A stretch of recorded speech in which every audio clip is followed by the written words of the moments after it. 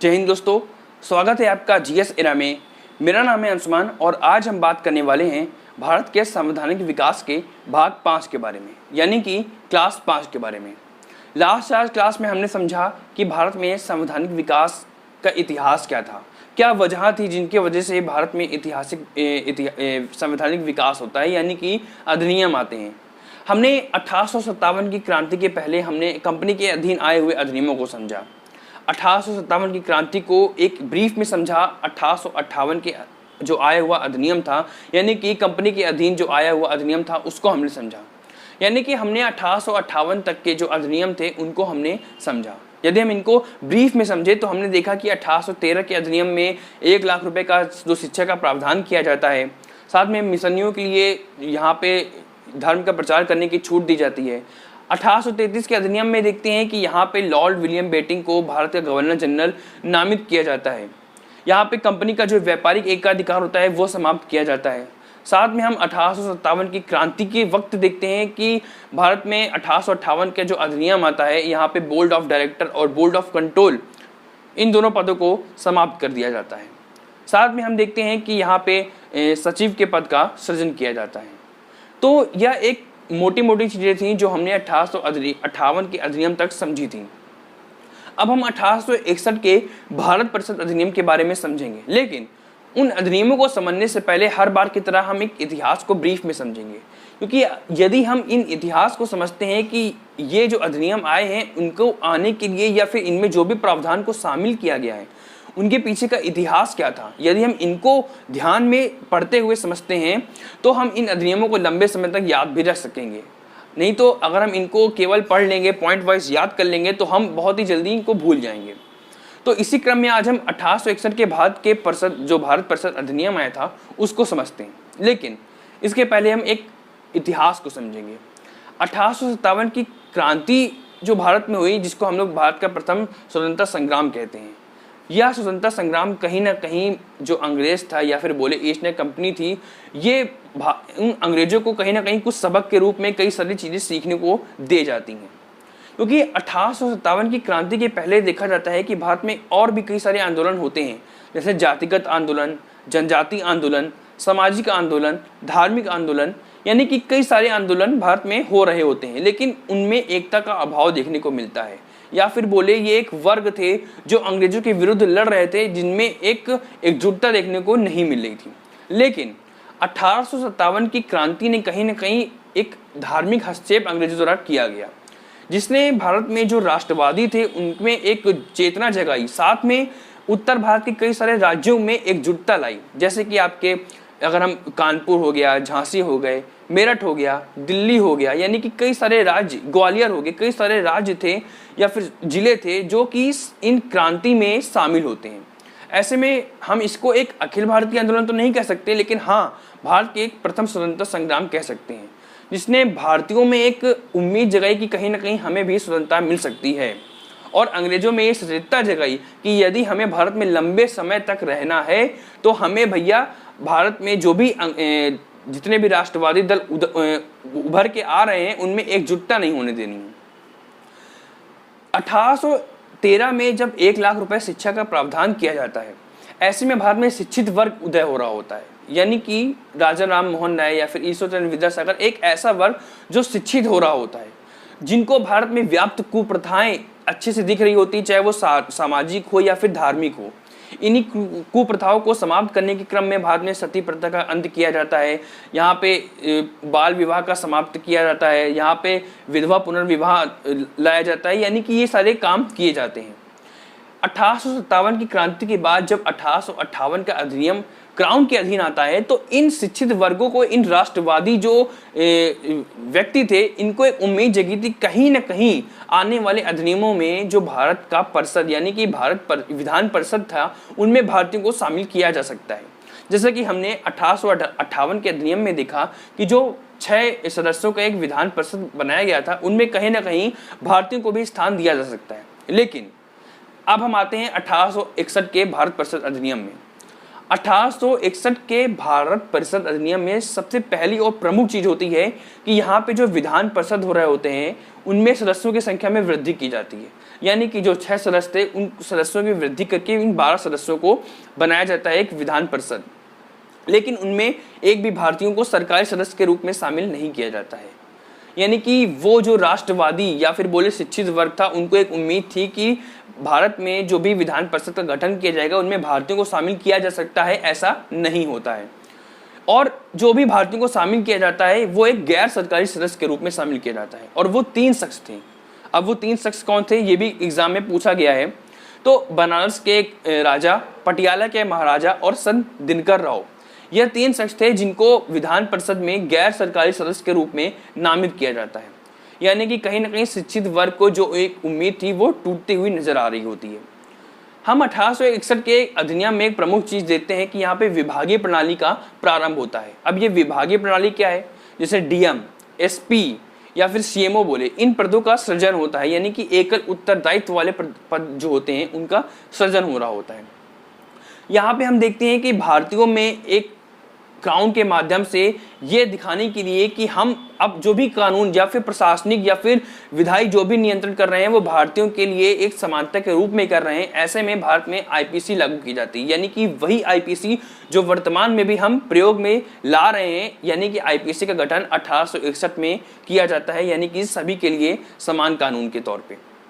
हम 1861 के अधिनियम में देखते हैं कि यहाँ पे जो गवर्नर जनरल का पद होता है या फिर बोले वायसराय होता है, उसको अध्यादेश जारी करने का अधिकार प्राप्त हो जाता है। हालांकि अगर हम बोले वह अध्यादेश जो वर्तमान में राष्ट्रपति 2/3 बहुमत के माध्यम से देता है, तो उस तरह का वह अध्यादेश देखने को नहीं मिलता है। यहाँ पे अध्यादेश देखने का जो क्रम था यह पूरी तरह एक निरंकुशता के साथ गवर्नर जनरल या फिर वायसराय के पास था। यानी कि वह एक निरंकुश व्यक्ति हो चुका था, क्योंकि इस अधिनियम के माध्यम से पुनः वायसराय की जो शक्तियां होती हैं उनमें वृद्धि की जाती है। हमने 1857 की क्रांति में देखा कि या फिर बोले कि अंग्रेजों ने देखा कि अंग्रेज एक बात समझ सके थे कि अगर भारत में लंबे समय तक रूल करना है तो एक जगह से शासन करना भारत में मुश्किल है, क्योंकि हर जगह अब धीरे धीरे आंदोलन प्रारंभ हो रहे थे। ऐसे में 1773 के अधिनियम के पहले जहां हम देख रहे थे कि भारत में विकेंद्रीकरण की प्रणालियां थी, यानी कि 1773 के अधिनियम में हम देखते हैं कि बंगाल के प्रेसिडेंसी के अंतर्गत बंबई व मद्रास के प्रेसिडेंसियों को शामिल कर लिया जाता है। यानी कि एक केंद्रीकरण की प्रवृत्ति को अपनाई जाती है।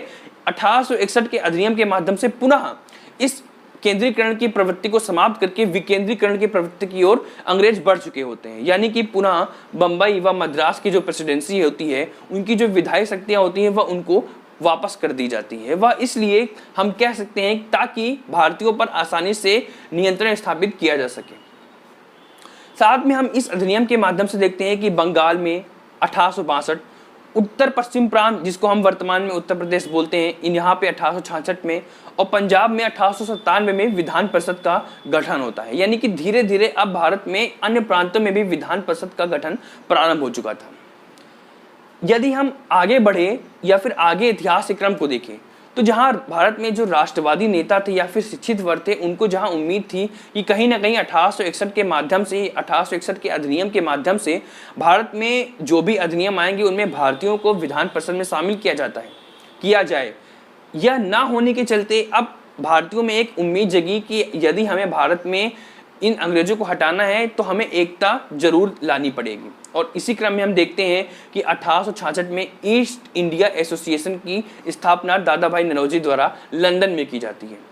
साथ में 1876 में सुरेंद्र नाथ बनर्जी द्वारा इंडियन एसोसिएशन का गठन किया जाता है। यानी कि अब भारत में एक जागरूकता आती है कि भारत में अब संगठन बनना प्रारंभ हो चुके होते हैं। यानी कि अब जो शिक्षित वर्ग था वह धीरे धीरे एकजुट हो रहा होता है। लेकिन यदि इस वक्त देखिए तो भारत में लॉर्ड रिपन और लॉर्ड लिटन जैसे 2 गवर्नर जनरल या फिर वायसराय अपने पद का सृजन कर रहे होते हैं, या फिर पद का सृजन बोले या फिर अपने पद पे कार्यरत रहते हैं। लॉर्ड रिपन के बाद लॉर्ड लिटन को भारत में गवर्नर के रूप में, वायसराय के रूप में देखा जाता है। लॉर्ड लिटन लॉर्ड रिपन से काफ़ी अलग था। हम देखते हैं कि लॉर्ड लिटन के समय में एक बहुत ही प्रमुख घटना होती है जिसको हम लोग इल्बर बिल विवाद कहते हैं।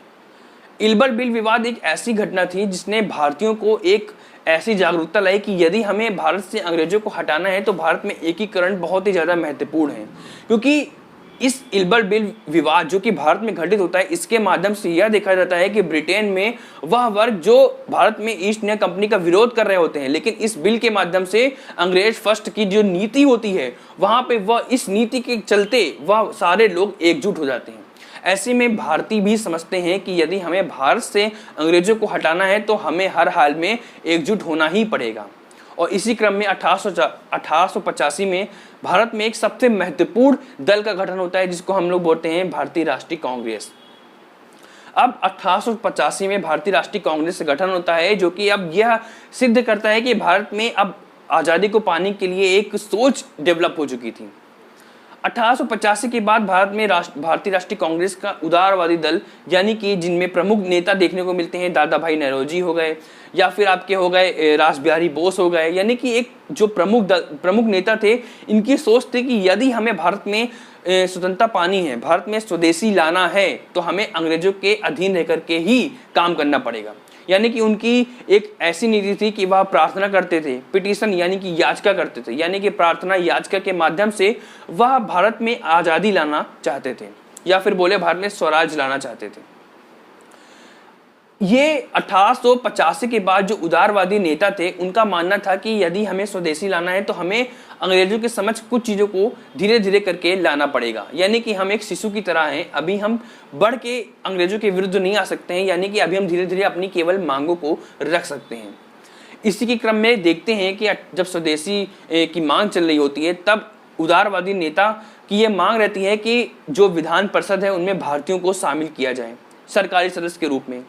साथ में जो बजट बनना होता है, जो बजट भारतीयों के लिए बनना होता है, यदि उनमें भारतीय शामिल ना हो तो यह कैसा बजट। ऐसे में बजट प्रक्रिया में भारतीयों को शामिल किया जाए। साथ में उनकी मांग रहती है कि बजट प्रक्रिया में शामिल होने के अलावा जो भी नियम कानून विधान परिषद में बन रहे होते हैं उनमें पूरक प्रश्न पूछने का अधिकार भारतीयों को दिया जाए। यानी कि इनकी यह 3 प्रमुख मांगे थी, या साथ में स्वदेशी लाना और भारत में एकजुटता लाना, यह सब अलग अलग उनकी मांगे चल रही होती हैं। लेकिन यह 3 ऐसी मांगे थी जिनको हम 1892 के अधिनियम में पूरी होते हुए भी देखते हैं, लेकिन वह आंशिक रूप से पूरी होती है। अब हम आते हैं 1892 के भारत परिषद अधिनियम में। 1892 के भारत परिषद अधिनियम में पुनः एक बार विधान परिषद में सदस्यों की संख्या बढ़ा दी जाती है, यानी कि अब 12 से यह संख्या 30 कर दी जाती है। लेकिन इन सदस्यों में 6 निर्वाचित होते हैं तो 24 नामांकित होते हैं, यानी कि चुनाव के माध्यम से केवल 6 सदस्य चुन रहे होते हैं और नामांकित होकर के 24 सदस्यों को चुना जा रहा होता है। ऐसे में वह नामांकित सदस्य जिनको खुद अंग्रेज चुन रहे होते हैं वह भी आगे चल करके अंग्रेजों का ही साथ देने वाले थे, जो कि भारत के लिए एक कह सकते हैं कि पुनः भेदभाव के रूप में देखा जा रहा था।